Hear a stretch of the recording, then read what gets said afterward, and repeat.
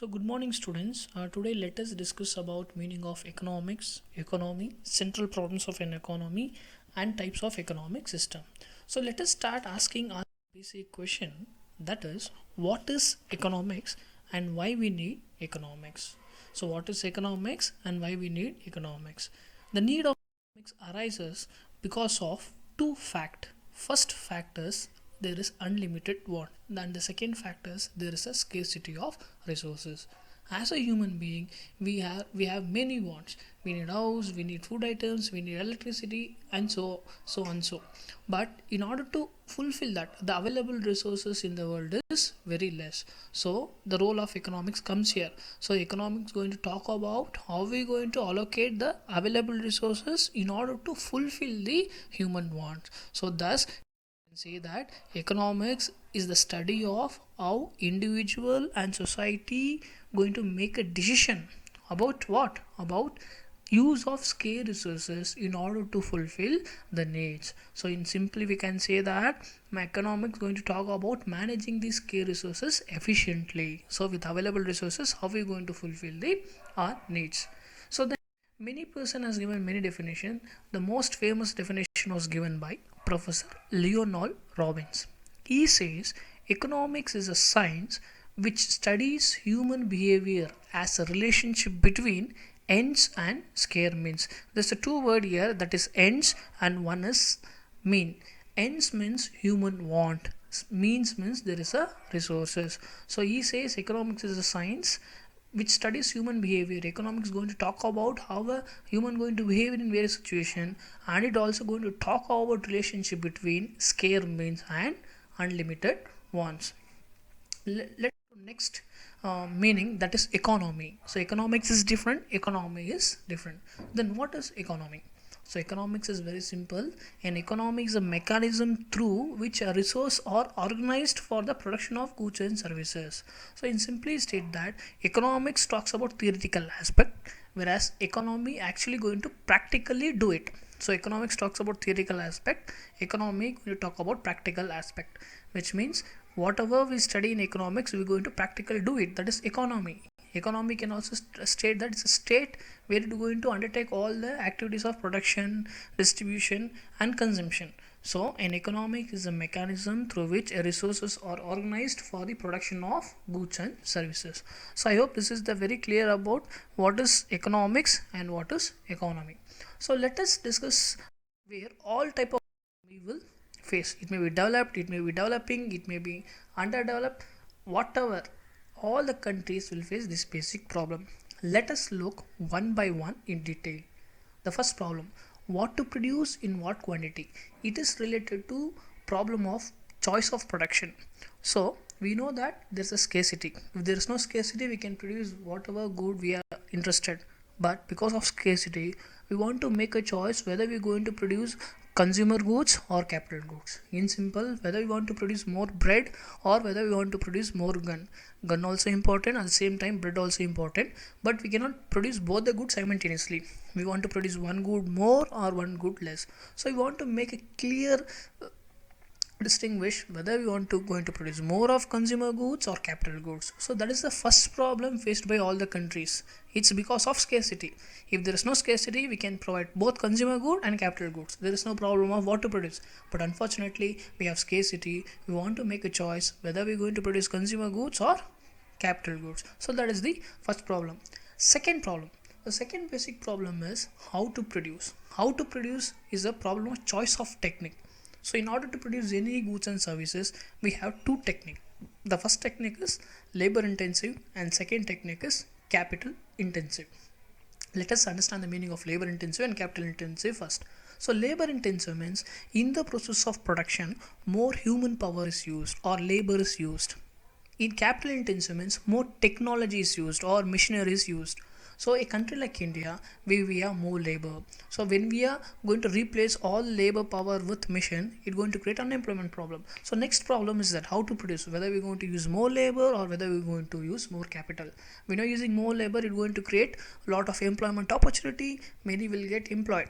When you're going to use capital intensive, it's going to create efficiency and there will be faster production and so on. So next problem is we should what to produce, that is we want to carefully make a choice whether we're going to use more labor or whether we're going to use capital. So this is the second problem.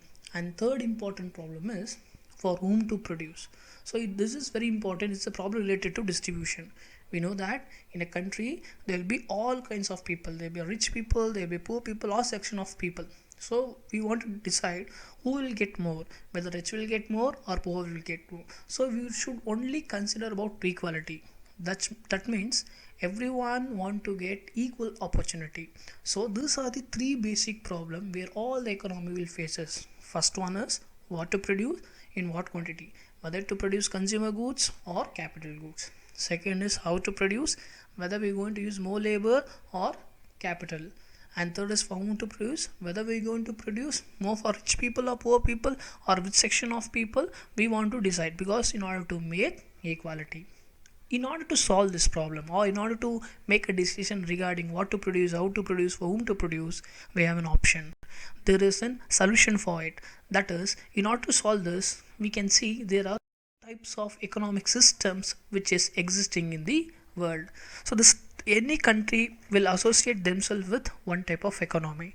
So let us discuss. There are three type of economy. The first type of economy is centrally planned economy. It is also called as socialist economy. And second type of economy is market economy. It's also called as capitalist economy. And third type of economy is mixed economy. So any country going to associate themselves with one of these. So let us study each and every economy in detail along with its features. Let us start with studying centrally or socialist economy. So very simple. A centrally or socialist economy is very simple. A economy in which means of production are owned and controlled by government. In simple sense, we're going to take when all the economic activities is carried out by the government, where the role of private is limited or sometimes zero. When all the decision is taken by the government, it may be planning, it may be executing, it regarding all type of market pricing, everything.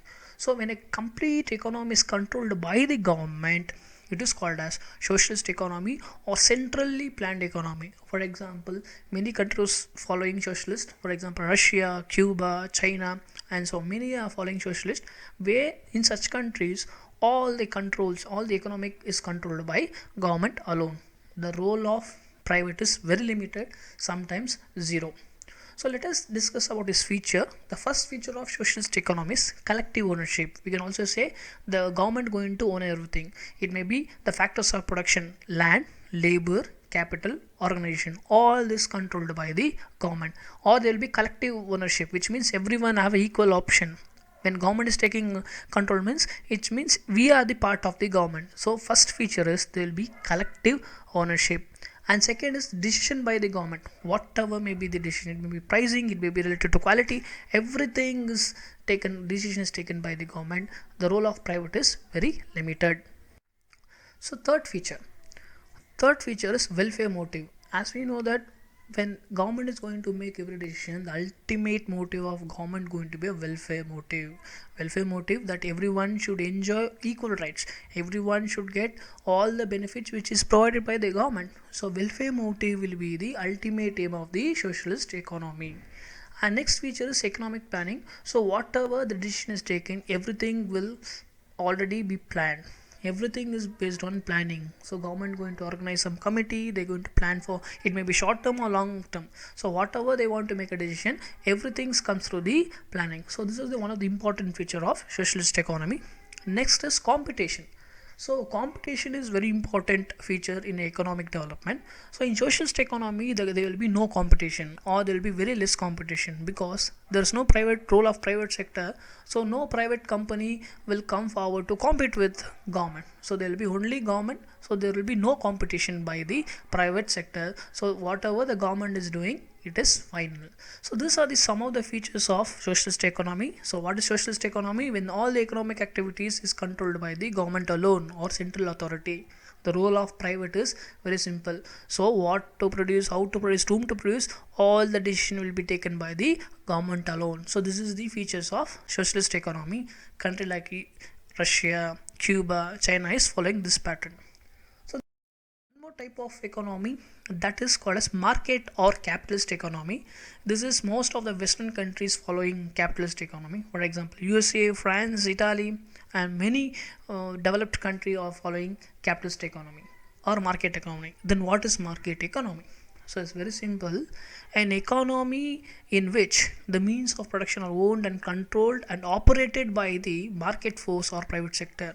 When all the economic activities are controlled by the private firm or business firm or market itself, it is called as capitalist economy. Here the role of government is very limited. So all the economic decision, what to produce, how to produce, to whom to produce, all the decision will be taken by the private entrepreneur, or it will always taken by the market force, demand and supply. So it is opposite to the centrally planned economy. In centrally planned economy, all the decision will be taken by the government, whereas market or capitalist economy, all the decision will be taken by the private sector. So first feature is private ownership. So all the practice of production and labor, capital organization, everything is controlled by the private sectors. The role of government is very limited. And second feature is independent decision making. So government does not involve in any decision making by the private enterprises. If private enterprise changes the prices or going to create a good quality or change in quality, so everything is independent. There is there is complete support for the private enterprises to take the decision. So there is no any dependency of private enterprises on government. So government does not enter in the decision making by the private sectors. And next is profit motive. We know that one of the motive of socialist economy is welfare motive, but one of the important features of capitalist economy is profit motive. So whatever the goods and services in a capitalist economy providing or producing, the ultimate aim is to earn profit. So that is one of the unique feature of capitalist economy. And next is price mechanism. So most important, we can only see in market economy. So then what is price mechanism? Price mechanism is very simple. When the price of a commodity or goods is determined by the market force called demand and supply. For example, when demand is more for any particular commodity, automatically price will increase. If there is no any demand for a particular commodity, obviously the price will go down. So price is determined by the market force, demand and supply. So there is no any role of government to fix the price, only market will be fixing the price. So next most important feature is there will be high level of competition in capitalist economy. So we saw in socialist economy there will be no competition because government has a monopoly power over it. But in capitalist economy, because there is a private sector, there will be heavy competition within the company or outside the company. They can, for example, there will be multiple company can provide mobile phones. So there will be heavy competition which will be taking place in the capitalist society. So these are the two type of economy. One is socialist, one is capitalist. There is one more type of economy that is very simple. It is mixture of socialist and capitalist, where we can see both the feature existing. The country like India, Pakistan, they are following the mixed economy. Mixed economy is very simple, where they will be following both capitalist as well as socialist economy. So mixed economy, there will be mixture of socialist and capitalist. But in reality, when we talk about socialist, there is a government control. When we talking about capitalist, there is a private control. But in reality, all the economy, it may be socialist, it may be capitalist. In reality, everyone is following mixed economy, which means even though socialist government, there will be certain private enterprises will be taking place. Even though pure capitalist, all the major decision will be taken by the government. So there is no any pure capitalist nor pure socialist. In reality, all economies are mixed economy. So thank you students. So it will be a introduction classes today. So in next class, coming classes, we can discuss about further topic related to second PUC economics. Thank you. Be safe. Stay home. Stay safe. Thank you all.